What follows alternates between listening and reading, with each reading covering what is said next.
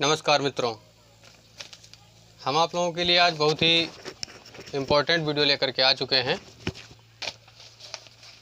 आज आप सभी लोगों के लिए जो वीडियो लेकर के आए हैं, इस वीडियो में हम आप को जो है कुछ टिप्स, कुछ नई जानकारी और कुछ नए पॉइंट्स के बारे में बात करने वाले हैं।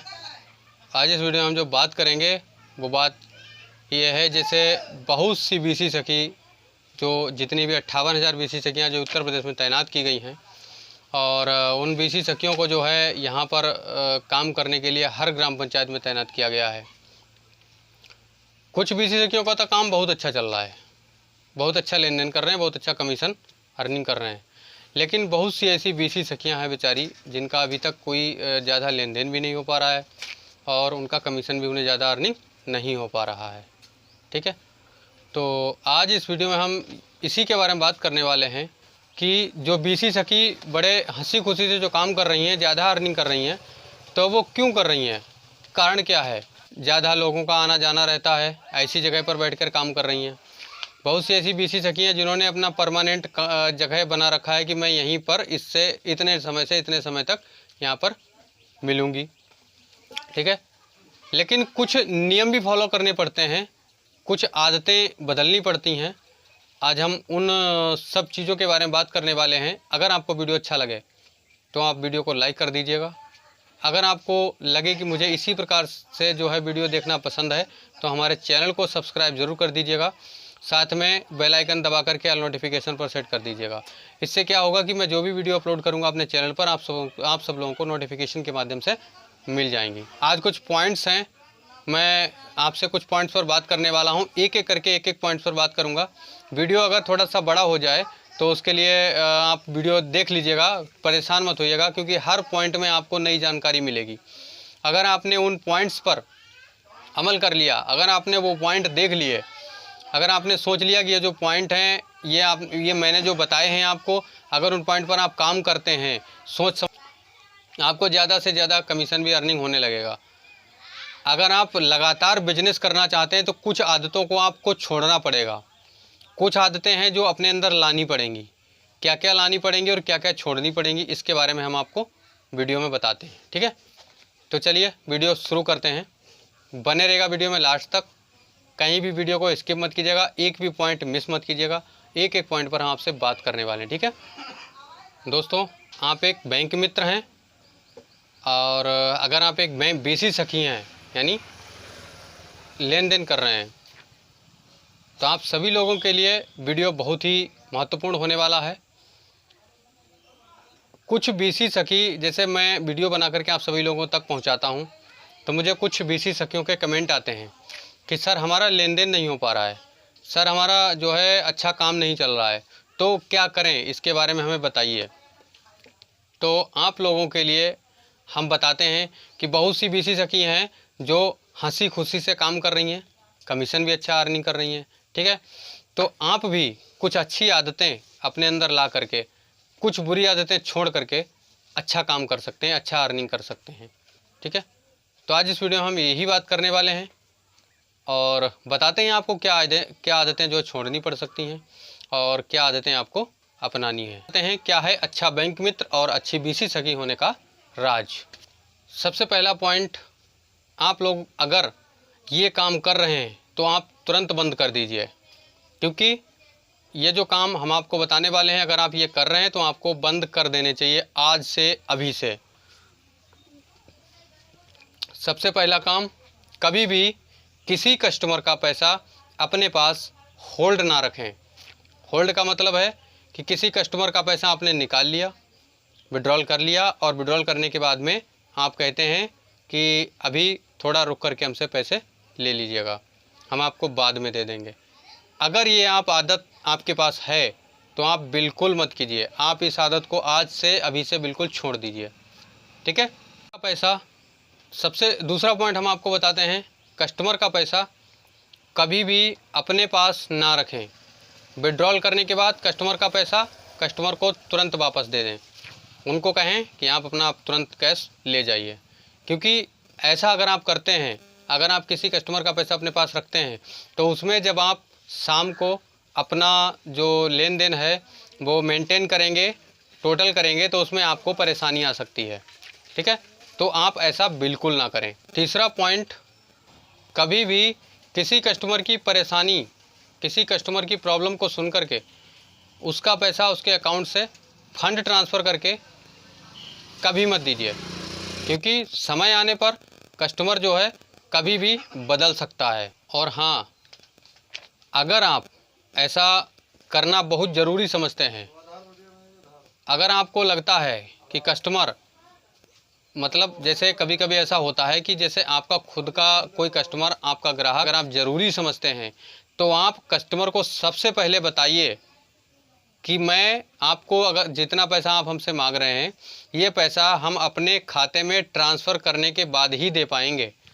अगर कस्टमर हाँ कहता है आपको तो आप उसका पैसा ट्रांसफ़र कर सकते हैं। ठीक है, लेकिन उसकी कंडीशन ये है कि आपके पास रजिस्टर होना चाहिए और रजिस्टर में उस ट्रांजैक्शन को आप नोट कर लीजिए कि हमने इस डेट में इस नाम से जो है इस आधार कार्ड से इतना पैसा इस खाते में ट्रांसफ़र किया, और कस्टमर के जो हैं जो ट्रांजैक्शन नंबर होता है वो भी लिख लीजिए, साथ में कस्टमर का सिग्नेचर या अंगूठा अगर वो लगाता है तो अंगूठा लगवाइए या सिग्नेचर करवा करके रख लीजिए, ताकि कल को अगर कस्टमर आपसे कहे या कोई आपसे पूछे कि आपने फ़ंड ट्रांसफ़र क्यों किया, तो आप कस्टमर से कह सको कि इन्होंने मुझसे कहा इसीलिए मैंने रजिस्टर में इनका साइन ले लिया।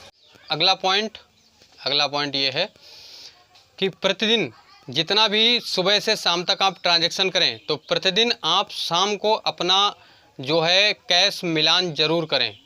कैश मिलान करने से क्या होता है कि आपका कैपिटल सुरक्षित रहता है। ठीक है, आपके पास जो मनी है, जितना भी आपके पास जो है डिपॉजिट है, वो आप अपना मतलब काउंट कीजिए और अपना डाटा मेंटेन कीजिए। उससे क्या होता है कि आपका डाटा मेंटेन रहता है।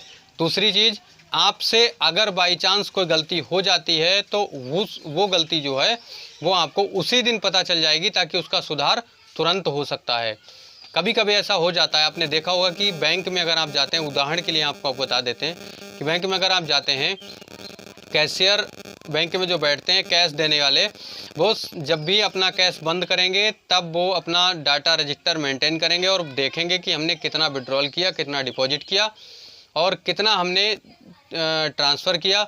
सारा डेटा मेंटेन करने के बाद में लास्ट में अगर उनको कुछ गड़बड़ लगती है कि इतना रुपया मैंने यहाँ निकाला वहाँ निकाला, तो तुरंत 100-200 रुपये का भी अगर इधर उधर हो जाता है तो तुरंत वो अपना विड्रॉल और वो सब डाटा चेक कर लेते हैं किस विड्रॉल पे मैंने कितना ज़्यादा दे दिया। ठीक है, ट्रांजैक्शन नंबर से उनको पता लगता है, ट्रांजैक्शन नंबर से पता लगता है। तुरंत देखा होगा आपने, कभी कभी अगर गलती हुई होगी कैशियर से, तो वो शाम को या कैश बंद होने के बाद में तुरंत उस ग्राहक के पास में जाता है उस गांव में, और उससे कहता है कि सर आपके पास में इतना पैसा ज़्यादा आ गया, प्लीज़ हमें वो वापस दीजिए। देखा होगा आपने, अगर आपने नहीं देखा है, लेकिन मैंने देखा है इस चीज़ को, मैंने कई बार देखा है। ठीक है, तो आपको अपना प्रतिदिन मेंटेन करना है, डाटा जो है अपना प्रतिदिन मेंटेन कीजिए कि आपने कितना विड्रॉल किया, कितना डिपॉजिट किया, फंड ट्रांसफ़र कितना कर लिया। उसके बाद में आप बताइए कि मेरे पास अकाउंट में कितना बचा और मेरे पास कैश कितना है। ठीक है, महीने के लास्ट में आप अपना जो लाभ हानि का ग्राफ ज़रूर चेक करें। जैसे आपने जितना भी लेन देन करते हैं, उस लेन देन को करते समय आपको इस महीने, जैसे आपने पूरा महीना काम कर लिया, काम करने के बाद आप अपना लाभ हानि ज़रूर चेक कर लें कि आपने महीने में कितना लेन देन किया, उस पर हमें कितना लाभ हुआ, कितना हानि हुई। अगर आपको हानि होती है तो उसमें सुधार करने की ज़रूरत है, आप सुधार कीजिए। अगर आपको कोई लाभ होता है तो बहुत अच्छी बात है, बहुत अच्छी बात है, आप अर्निंग अच्छा कर रहे हैं, काम अच्छा कर रहे हैं। ठीक है, जितना भी मैंने आपको पॉइंट बताए हैं वो सारे के सारे पॉइंट आप चाहें तो अपने पास नोट करके रख लीजिए। जितना भी अगर ये आप काम कर रहे हैं तो आज से ही उसे बंद कर दीजिए। ठीक है, अगर आप कैश रजिस्टर मेंटेन नहीं कर रहे हैं तो उसका तुरंत आज से ही शुरुआत कर लीजिए, ज़रूरी है। दूसरी चीज़ ये है कि अगर आप ये काम नहीं कर सकते हैं तो आप आगे मुश्किल में आ सकते हैं, आपको आगे प्रॉब्लम हो सकती है। अब हम आते हैं छठे पॉइंट पर। 6 पॉइंट में ये है कि आप अपना रजिस्टर, जो ट्रांजैक्शन का, डेली ट्रांजैक्शन का रजिस्टर है, उसको बना करके रखिए। डेली ट्रांजैक्शन पर हर ग्राहक का हर ट्रांजैक्शन नोट करके रखिए विद ट्रांजैक्शन नंबर एंड उसका जो कस्टमर का फिंगर या सिग्नेचर जो भी हो, सिग्नेचर भी लिखवाइए, करवाइए। अगर सिग्नेचर नहीं कर पाता है तो उसका अंगूठा भी लगवाइए, क्योंकि इससे क्या होगा कि भविष्य में अगर कोई प्रॉब्लम आती है तो कस्टमर आपसे ये नहीं कह पाएगा कि आपने इतना पैसा हमसे ज़्यादा निकाल लिया हमारे अकाउंट में। और दूसरी चीज़ हम आपको आगे बताने वाले हैं, ध्यान से सुनिएगा हर एक पॉइंट को। अगर आप ऐसा नहीं कर रहे हैं और आप अपनी आमदनी और ग्राहक बढ़ाना चाहते हैं तो आगे चलते हैं। 7वां पॉइंट आप लोगों के लिए, अगर आपके पास में ग्राहक कम है, अगर आप ग्राहक बढ़ाना चाहते हैं, ग्राहकों पर अपना विश्वास बनाए रखना चाहते हैं, अगर आप चाहते हैं कि ग्राहक आप पर पूरा भरोसा करे, विश्वास करे, आपके पास अपना पैसा निकालने के लिए आए, तो आपको क्या करना चाहिए। अगर आप चाहते हैं, जैसे बहुत सी बीसी सखी हैं ऐसी जो ट्रांजैक्शन कर रही हैं, लेकिन हो सकता है कि वो अपनी डिवाइस से, आपको सुविधा दी गई है लेकिन उस सुविधा का हो सकता है प्रयोग ना करते हों। मतलब कहने का ये है कि आप अपने, जैसे ग्राहक का कोई पैसा लेन देन किया, हो सकता है आप रसीद निकाल के ना देते हों। तो अगर आप चाहते हैं कि आपका भरोसा बना रहे, ग्राहक आप पर भरोसा करे, तो आपको चाहिए कि आप हर ट्रांजैक्शन का रसीद प्रिंट करके ग्राहक को ज़रूर दें। ठीक है, चाहे भले ही ग्राहक आपके दुकान पर ही फाड़ के फेंक दे, कोई दिक्कत नहीं, लेकिन ग्राहक को ज़रूर नहीं देने से पहले उसका लास्ट का अमाउंट ज़रूर बताइए कि लास्ट में आपका अमाउंट कितना बचा है आपके खाते में। अगर कस्टमर को आप बताते हैं तो कस्टमर विश्वास करेगा, आप पर भरोसा करेगा। क्योंकि अगर जो ग्राहक आपके पास आया अगर पढ़ा लिखा नहीं भी है तो वो किसी भी चीज़, किसी व्यक्ति को दिखा सकता है कि भैया देख लीजिए हमारा कितना पैसा बचा है। पढ़ा लिखा व्यक्ति कोई भी बता देगा कि आपका इतना पैसा बचा है। मतलब समझ सकते हैं इस चीज़ को आप। तो मैं आप लोगों से कहना चाहूँगा कि अगर आप प्रिंट आउट किसी व्यक्ति को निकाल कर नहीं देते हैं तो आप प्रिंट आउट ज़रूर निकाल के दीजिए। ठीक है, ये पॉइंट बहुत ज़रूरी है ग्राहक को भरोसा दिलाने के लिए। ठीक है, अगला पॉइंट आता है 8 नंबर। अगर आप किसी ग्राहक से किसी भी प्रकार का कोई चार्ज ले रहे हैं, एक्स्ट्रा चार्ज ले रहे हैं, तो उसको तत्काल प्रभाव से बंद कर दीजिए।